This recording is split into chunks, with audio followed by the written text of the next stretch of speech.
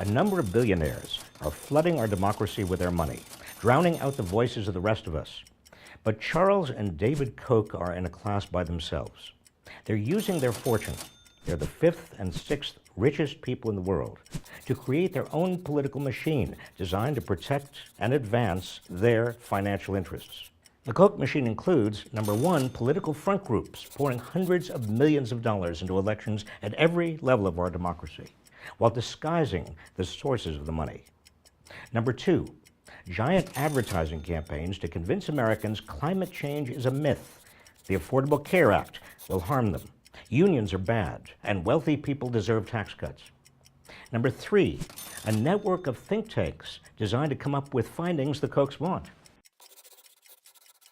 For example, millions of dollars for studies arguing we should abolish the minimum wage or keep it where it is forever. Four, a campaign to suppress the votes of minorities. In the last presidential election, funding white poll watchers where minorities vote, leading to complaints of voter intimidation, and peddling a voter ID bill to state legislators across the country designed to make it harder for many to vote. Number five, a nationwide effort to bust unions, funding anti-union campaigns in states like Wisconsin, and pushing an anti-union law that's been used in dozens of states to undermine workers' collective bargaining rights.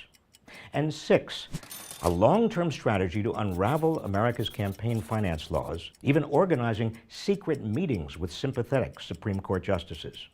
The Koch political machine would be troubling in any circumstance, but it's especially dangerous in present-day America,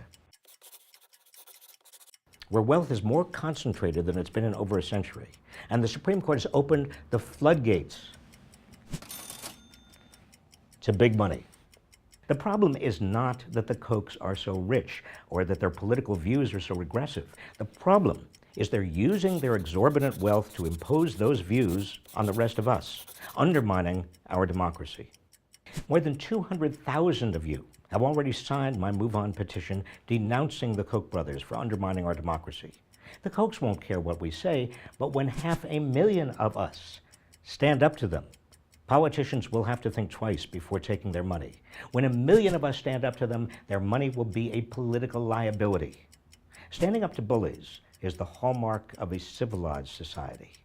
Please join our petition and stand up for our democracy. Our democracy is not for sale.